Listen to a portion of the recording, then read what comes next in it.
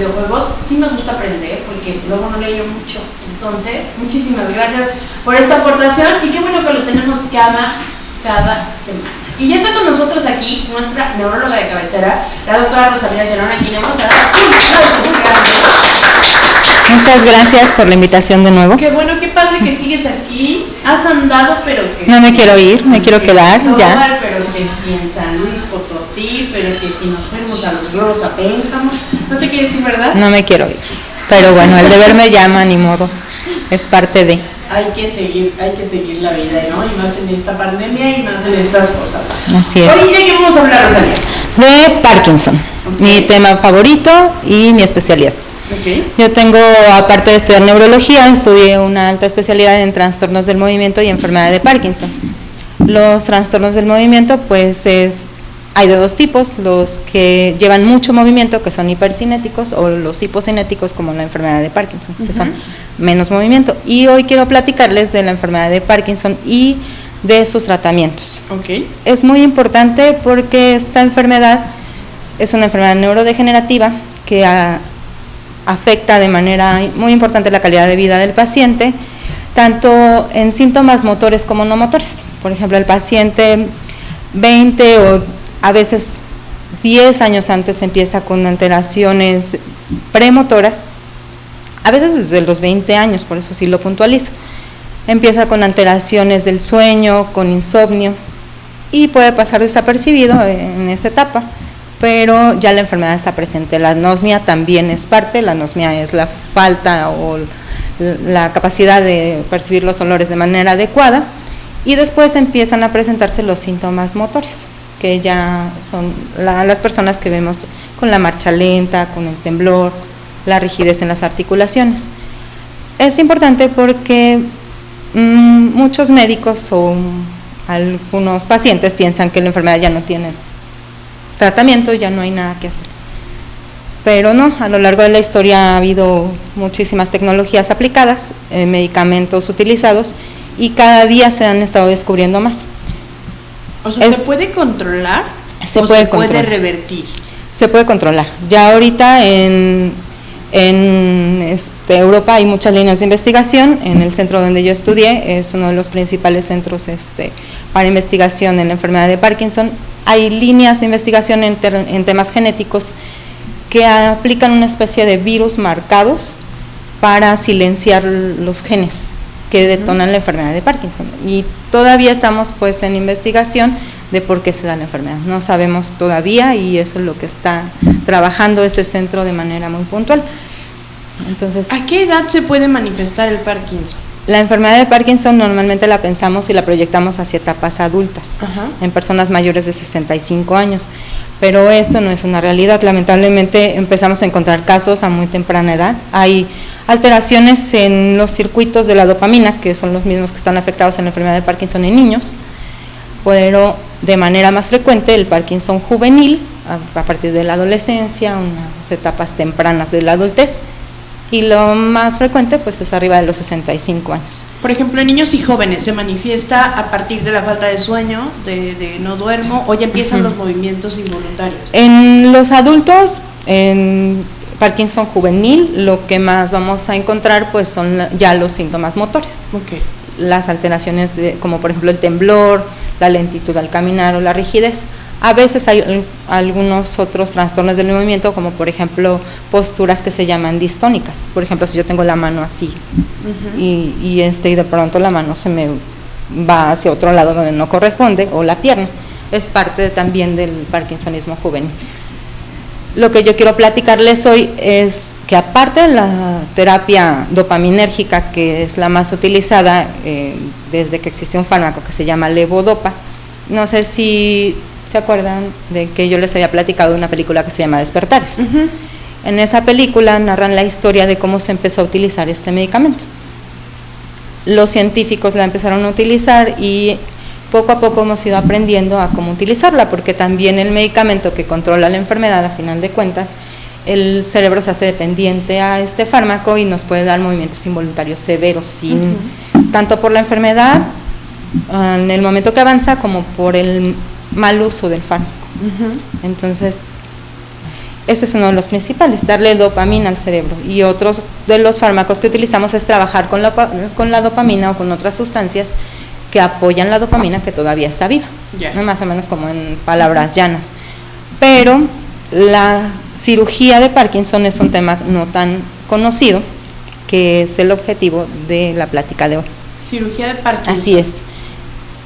Como ya expliqué, yo soy experta en trastornos del movimiento. En mi especialidad incluye una parte que es el apoyo al grupo quirúrgico para cirugía de Parkinson. Hay un neurocirujano, el neurólogo va hacia la rama de la medicina interna y el neurocirujano hacia la rama quirúrgica. De la rama quirúrgica se deriva al área de neurocirugía y de ahí a una alta especialidad que es la cirugía o la neurocirugía funcional. Estamos viendo ya las imágenes. Quiero presumirles que tengo como compañera a alguien muy querida para mí, que es una neurocirujano funcional muy eminente, muy joven, muy capaz. Es una de las mejores cirujanos con las que yo he trabajado. Ella y yo somos un equipo quirúrgico, las primeras mujeres en América Latina que hacen esta cirugía de Parkinson. Hacemos mancuerna. Ella y yo nos conocemos hace muchísimos años, estudiamos en la misma escuela. Ella es más pequeña que yo era en la escuela cuarto año cuando ella llegó a primero, entonces me tocó enseñarle muchas cosas ahí dentro de la escuela y más adelante pues hemos hecho una muy buena amistad. Ella es la neurocirujano, ella y yo trabajamos en conjunto en cirugías bastante largas. La cirugía de Parkinson consiste en, yo evalúo previamente al paciente, decido quién es el mejor candidato para este tipo de terapias, se hacen algunas pruebas especiales previas a la cirugía y ya durante la cirugía trabajamos ella y yo en conjunto. Ella poniendo el electrodo y planeamos exactamente en qué sitio se va a colocar. El electrodo es como una especie de cablecito que va hacia el centro del cerebro, elegimos algún punto de acuerdo a las manifestaciones clínicas más importantes del paciente y durante la cirugía se van haciendo varias pruebas. Por ahí hay algunas fotos que también estamos viendo, donde se pone un cable, es un cable muy delgado, pues no sé, como, pues incluso más delgado que este. Un cable muy pequeño, pero viaja desde la periferia del cráneo hasta una de las partes centrales del cerebro. Ella se encarga de colocar el electrodo y yo me encargo de monitorizar el sonido de las neuronas, cómo va migrando para dejarlo en el punto preciso y después hacer, ya una vez colocado, una especie de corriente eléctrica y de acuerdo a la graduación de la corriente eléctrica yo voy revisando al paciente. Durante el proceso quirúrgico el paciente tiene que cooperar y estar despierto, es una cirugía bastante impresionante.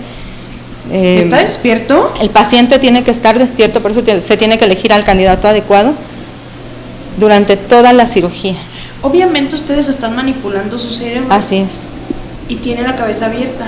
Es un pequeño orificio, por ahí podemos ver también una foto de cómo es el orificio, pero es una cirugía, sí, claro. Para decirles a ustedes cómo va el asunto. Exacto, cómo se siente y yo soy la que evalúa las alteraciones clínicas que el paciente va manifestando en cada una de las fases. Eso es lo que básicamente le abren la cabeza y le van tocando como una especie de nervios y ahí ven si funciona o no el cerebro, ¿no? Así es. Y depende de la reacción del paciente. Sí. Si contesta, si no contesta, lo que le dicen es que van bien y le van como reconectando los cablecitos que tenemos en la cabeza. Sí, de manera somera, eso es lo que ocurre. De manera muy aterrizada. Así es.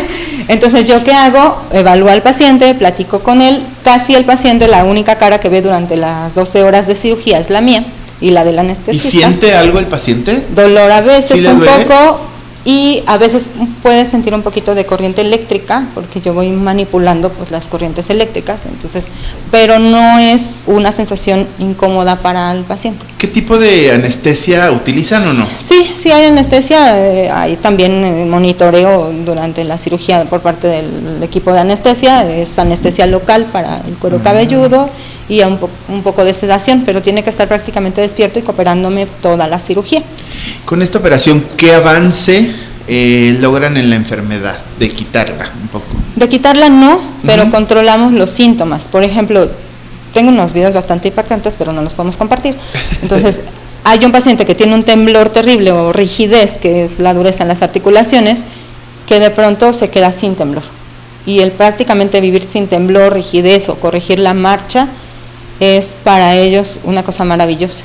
De los primeros implantes que existen en el mundo es de Michael J. Fox, que ya todo el mundo lo conoce, y tiene él muchísimos años, él tiene Parkinson juvenil, y es uno de los principales, de las principales líneas de apoyo en la investigación para la enfermedad y sobre todo para la cirugía de Parkinson. Imagínate que nos comentabas, ¿no?, que hay doctores que les dicen, ya, pues es irreversible y ya no hay tratamiento y así te vas a quedar. Y que de pronto nos estés diciendo que hay cirugías que se pueden hacer y que hay este tipo de mancuernas, ¿no? Como nos lo dices, 2 mujeres fregoncísimas que lo hacen. Mi pregunta sería, si yo tuviera un familiar con Parkinson o si yo tuviera la enfermedad, es ¿quién sí puede ser candidato y quién no? Y la segunda, ¿es una cirugía cara? ¿Está lejos del alcance de mucha gente o no? Es una cirugía así de más o menos un costo elevado, pero a final de cuentas el costo-beneficio para los pacientes pues, no tiene precio en absoluto. Claro. En absoluto. Hay algunos sitios, algunas fundaciones que las hacen también y se evalúa quién puede ser el candidato ideal previo a esta. Si la evaluación la hace un experto en trastornos del movimiento, ahí sí no hay pierde. Tienen que buscar la evaluación del paciente indicado. Ajá. Sí, el paciente ideal sería un paciente joven, poniendo en un escenario un paciente de 24 o 30 años en edad productiva, o tal vez, no sé, 40 años en edad productiva, que tenga que estar funcional para seguir trabajando, para seguir atendiendo a su familia, que no tenga alguna otra enfermedad y que sobre todo sea disciplinado y que tenga una buena red de apoyo familiar. Ese es como el candidato. ¿Para qué se ocupa toda esa red de apoyo? Para ayudarle al paciente, sobre todo en los primeros días de convalecencia, que no hacen realmente mucha convalecencia, pero sí el familiar tiene que estar, o por lo menos aprendiendo al manejo del aparato. Ellos se van con ese electrodo colocado de un lado y otro electrodo colocado de otro, y una especie de pila o batería que va puesta en el lado izquierdo. Llevan otro dispositivo que es como recarga, y hay que estar al pendiente de que todos los sistemas de recarga estén al día, y eso lo apoya el familiar. ¿Te ha pasado con la cabeza abierta? No, se queda el implante dentro de. Ya. Se pasa por dentro del cuero cabelludo. Tan chiquito. Sí. ¿Te ha pasado que estando haciendo las pruebas en plena cirugía a ver si funciona o no y le preguntas al paciente cómo va, que diga no hay respuesta y todo siga igual? No me ha tocado. Todos responden favorablemente. Bueno. Lo que sí yo tengo que hacer durante la cirugía es llevarlos a los efectos adversos graves. Hacerles un estímulo a la hora de, no sé, la máxima respuesta para que yo evalúe, porque de lo que yo me encargo después es de la programación de esas corrientes eléctricas que va a manejar el paciente, hasta donde yo tengo el margen para manipular esa corriente eléctrica. Y eso es lo que sí puede sentir desagradable el paciente durante el procedimiento, pero está anestesiado, ¿no? ¿O qué? Despierto. Es así como. Porque tiene que ver las reacciones. Sí, tengo que ver las reacciones. Ahora, ¿esta enfermedad es hereditaria? Hay un gran porcentaje de enfermedad de Parkinson juvenil que es hereditaria. Ya. Sí. ¿En más medida de hombre a...? Sí, es más frecuente en hombres. Ahorita se cree que es la segunda enfermedad neurodegenerativa más importante en el mundo, y se cree que después de esta pandemia va a crecer exponencialmente. También les había contado que yo he estado observando, ya había precedente, y he estado observando que los pacientes con COVID tienen alteraciones neurológicas. Ya había antecedente, pues ya muchos saben que yo he estado trabajando muy intensamente con pacientes con COVID, y el centro en donde estoy pues tiene una referencia bastante grande, y aparte pues neurólogos no somos muchos, entonces me ha tocado bastante duro y bastantes pacientes con alteraciones neurológicas y manifestaciones. La enfermedad de Parkinson se cree que se da porque migra hacia el bulbo olfatorio, que es por la zona de la nariz, hacia el cerebro, y el COVID hace una manifestación similar. Entra por vía de nariz hacia bulbo olfatorio y se aloja a hacer algunos cambios como inmunológicos y de neuroinflamación hacia el cerebro. De ahí también la enfermedad de Parkinson se cree que entra vía de estómago por medio de otro tema que se llama microbiota, que está mucho en boga. Pero el mecanismo que se cree que porque el COVID da parkinsonismo es porque entra hacia el cerebro con la anosmia que da. Entonces es súper interesante. Pues por eso es que se pierde el olfato. Y por eso es que se pierde el olfato. Ya cuando se pierde el olfato o el gusto ya es porque hay una alteración neurológica asociada. O sea, no es así de que, ay, se me fue el olfato 3 días, se me fue. No, claro que no. Es que eso no es normal. Eso no es normal. Tan Yo lo he fuerte. estado observando desde que empezó y ya estoy observando pacientes con parkinsonismos y Parkinson asociados a COVID. ¿Sugieres que una persona que haya tenido COVID y que a lo mejor sus síntomas nada más fueron perdí el olfato, perdí el gusto, que se haga una revisión neurológica después? Sí, sí es importante. Es importante porque a veces hay algunos pequeños síntomas que pasan desapercibidos que tal vez para el paciente pues no le incomodan. Dicen, ay, de pronto se me olvidan las cosas. Pero ya al hacer una valoración formal encontramos alguna otra información interesante. Hay algunas señales de que uno pueda tener. Por ejemplo, estás, no sé, platicando y de repente de la nada te empieza a temblar la mano, o algún tipo de seña que yo diga, ah, caray, hay que revisarme porque puede ser esta enfermedad. Sí, principalmente si tengo ya carga genética. Ok. Por ejemplo, yo tengo carga genética, mi papá tuvo un deterioro neurológico que se creyó, se llama demencia por cuerpos de Lewy, no sabemos todavía bien porque no se hizo las pruebas necesarias, pero bueno, ya viene un marcaje genético. Por ejemplo, la mamá de mi papá, Uh-huh. desde que yo tengo uso de razón, tenía Parkinson. Entonces también hay una carga genética. Ay, De cierta manera sí, ¿Y luego? pero bueno, si lo pero desarrolla cancelado, después. cancelado. De- No, abuelita, ¿eh? Cancelado. No, porque además, cero, bye. Y luego, ¿Cuáles Pero serían bueno, esas ¿cuáles son señales, los por síntomas? ejemplo? Ajá. Temblor de reposo, o sea, de pronto yo aparezco con un temblor que no tenía, lentitud en los movimientos, dolor en las articulaciones, por ejemplo, el dolor de hombro es bastante común. Les cuento la historia de mi papá porque es como Como la lo más gente fresco, más claro. fresco que Ujú. tengo. Mi papá empieza con un dolor de hombro, pero previo al dolor de hombro él empezó a tener un poquito de alteraciones de la memoria, ¿no? Y va al ortopedista, ¿no? Pues es dolor de hombro. Después empieza con las alteraciones de la marcha y aquí Marco pues sabe cómo fue la evolución clínica de mi papá. Pero, ¿qué es importante? Eso, los signos de alarma. Si yo tengo alteraciones para caminar, si yo tengo temblor, si tengo rigidez, o empiezo con otro tipo de alteraciones de caídas frecuentes, ahí es donde tengo que ir a revisión. Maricela. ahorita me iba a caer. Problemas de la memoria. Son los Entonces- tapetes resbalosos. No, pero yo ya tengo aquí mi consulta. Ya apunté. Ay, Algo nuevo que aparezca que no lo tenía antes.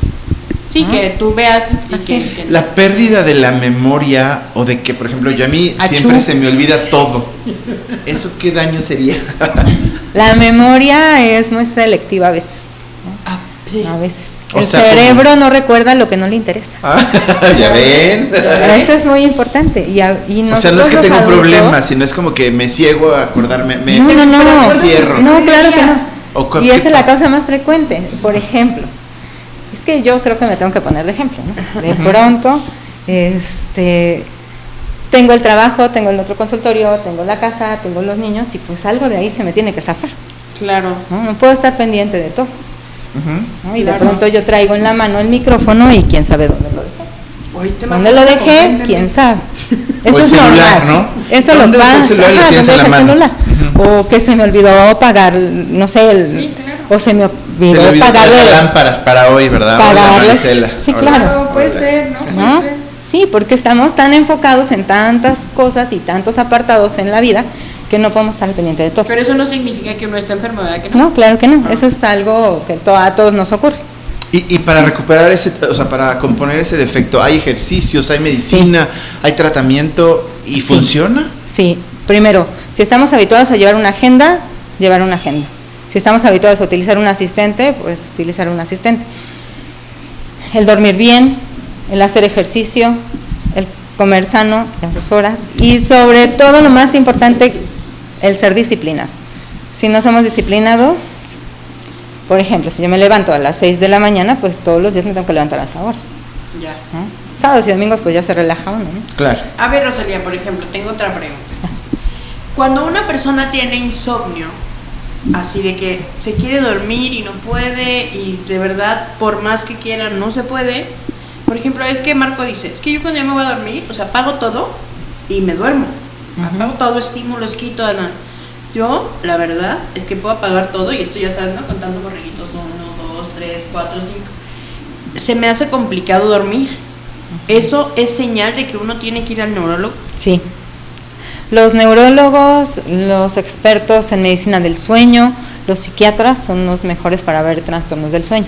Y el insomnio, pues normalmente sí, también, ya, bueno, ahorita estamos en la época de echarle toda la culpa a la genética, entonces también tiene un contexto genético. Ya. Entonces sí es importante antes de medicarlos. O sea, sí no es normal no dormir. No es normal. Y el dormir es muy importante porque ahí es donde nosotros cargamos energía. En el sueño tienen que ocurrir varias fases y varias etapas importantes, y entre ellas la etapa del sueño REM o de movimientos oculares rápidos. Entre las fases profundas y el sueño REM se cree que hay una implicación importante para guardar la memoria. Todo lo que yo estudio durante el día, si yo no voy y lo duermo y lo reseteo, no lo voy a aprender. Entonces eso es un secreto muy importante para las gentes que tenemos que estudiar o aprender algo. Entonces, ¿qué hago? Me levanto temprano, hago ejercicio, me voy a trabajar y al ratito en la noche me duermo como debe ser. Ya. Y en la tarde pues trato de estudiar lo más que puedo. Ay, no, qué impresión. Entonces Fíjate. es muy complicado llevar una disciplina de esa manera, Sí, pero sí, nuestro sí. cerebro está diseñado así a lo largo de la evolución. O sea, nosotros somos el producto de años de evolución, que no podemos nosotros venir a decirle a nuestro cerebro, a ver, yo quiero estar despierto toda la noche y dormirme todo el día, ¿no? Porque mi cerebro se acostumbró así, porque así sobrevivieron los humanos y así sobrevivieron los más fuertes. Y se supone que nosotros somos de ese tipo de organismos, los más fuertes a final de cuentas. ¿Tenemos preguntas? Porque Sí, me bueno, voy a- tenemos saludos. Dice Alma Martínez, saludos a la doctora Rosalía. Un abrazo, Sergio Gutiérrez, presente Saludos. como cada miércoles.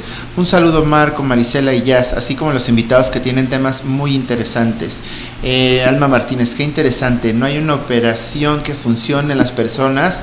Escuché que se pueden operar cierto o falso de lo que estábamos hablando. Ah, sí. Que ya lo dijiste. Bueno, ¿no? y que vienen cosas maravillosas. Sí, Bueno, sí. cosas maravillosas. Aún hay más, dijo Raúl Hay Velasco. mucho tratamiento. Dice Rosa Reyes, hola primo Marco, Marisela, saludos desde Aguadulce, California, saludos. Carlos Mesa, hermosa, dice. ¿Quién será? ¿Quién será? Mari Camacho, qué impresionantes las cirugías. Magda Mesa, tema muy interesantísimo y la doctora muy preparada, felicidades y una gran invitada. María Félix Martínez, saludos y abrazos para todos, excelente programa. Karina Basabe, ¿qué impacto tiene el mindfulness en el Alzheimer?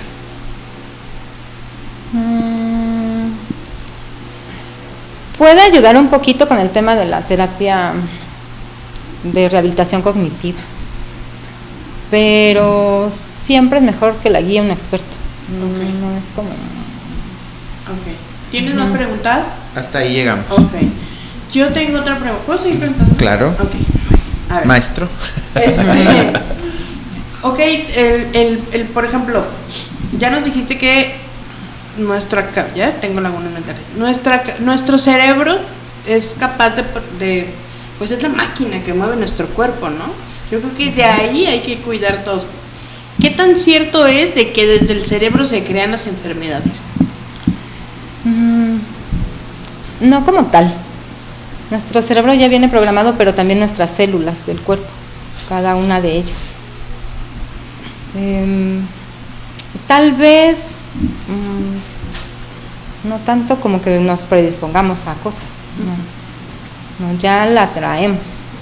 O sea, ya está. Ya O está sea, ya la naces y información. traes todo lo que te va a dar. Nomás falta el Así Se va es. desarrollando conforme avanzas, Así pero es, no hay pues. de que, ay, es que estoy pensando y me dio. No, eso para nada. Ok.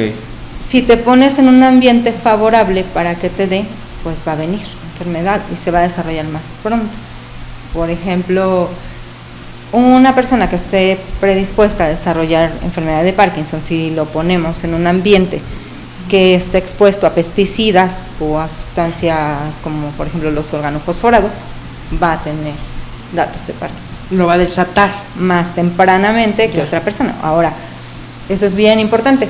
Una persona que esté predispuesta a tener demencia o algún tipo de demencia o enfermedad de Alzheimer, que es la más conocida, si yo la tengo sin escolaridad, en un ambiente donde no tenga ningún estímulo durante la vida, pues obviamente en lugar de darle Alzheimer a los 80 años, pues le va a dar a los 60 o antes, porque el cerebro no está preparado para con una reserva cognitiva adecuada.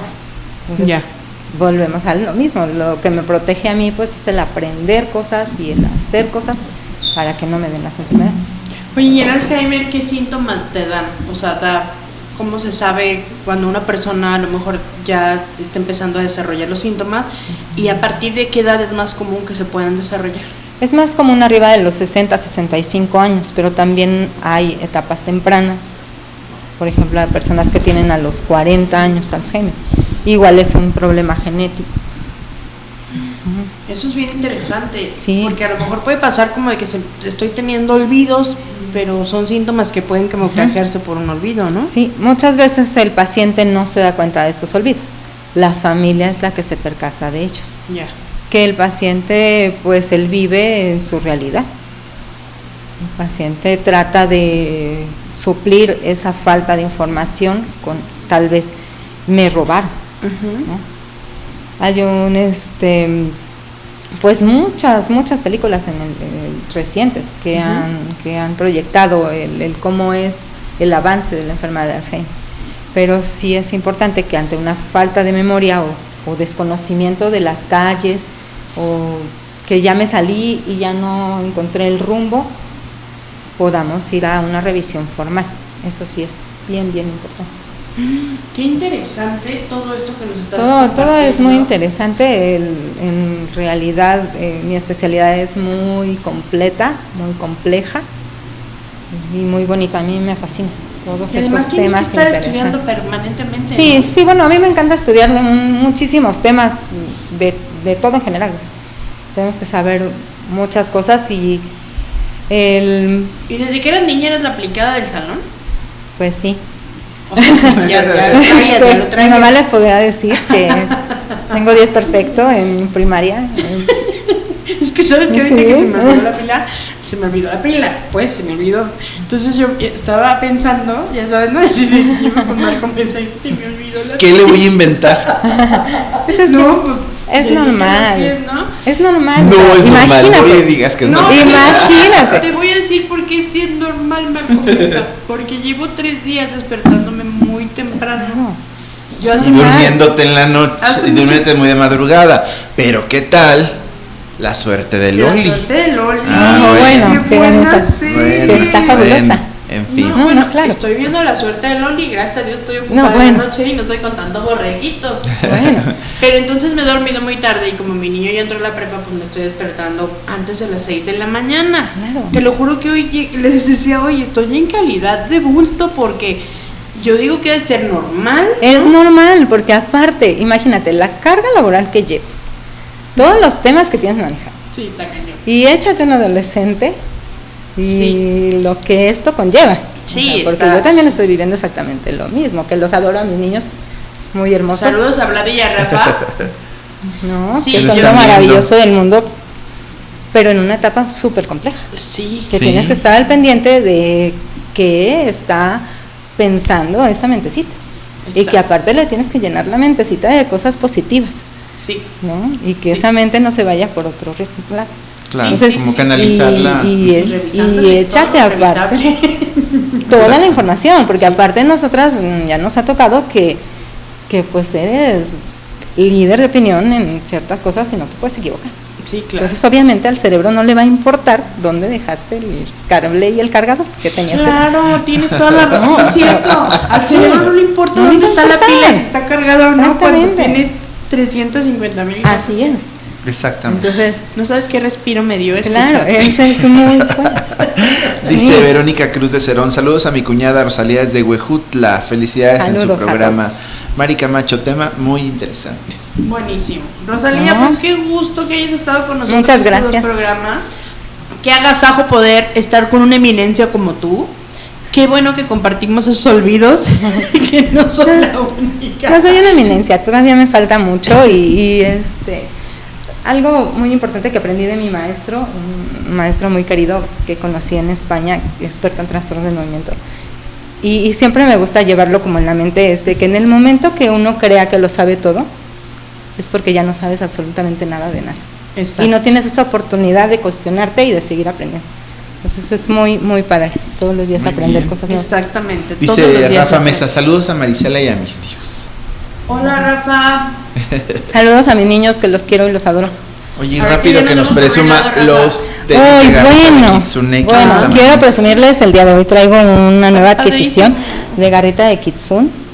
Esta es una mariposa morada, si la ven ahí a cuadro, no Estamos sé si viendo se ahorita ve, la foto. y son unas flores. También Bueno, bonito. la mariposa morada es el símbolo, y aquí hay otras, de las personas que tienen problemas autoinmunes. Es el símbolo de la lucha contra la enfermedad autoinmune y el lupus. Ay, qué padre. Entonces son uno, y del otro lado es una palabra que se llama carpe diem, que ya muchos la Aprovecha el conocen. día. Entonces estos tenis son muy lindos y son míos, de nadie más. Qué padre. Que nadie se los quite, No dice importa, que nadie me los quite. María Félix, que es la mamá de Mi la mamá, doctora. que la adoró. Dice, efectivamente, con calificaciones de 10 desde el jardín de niños, pero tengo el orgullo que mis 5 hijos son iguales de 10. Ah, Qué padre. muy bien. Qué bueno. Habla de un muy buen trabajo. Oye, porque los nietos, no, ¿verdad? Mis Habla. hijos son maravillosos. Sí, son Exacto. niños Además ya geniales. los conocimos aquí, son emprendedores y bueno, ojalá que puedan volver